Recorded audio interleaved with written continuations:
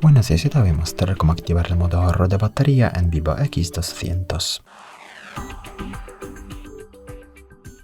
Para eso abrimos la aplicación Ajustes.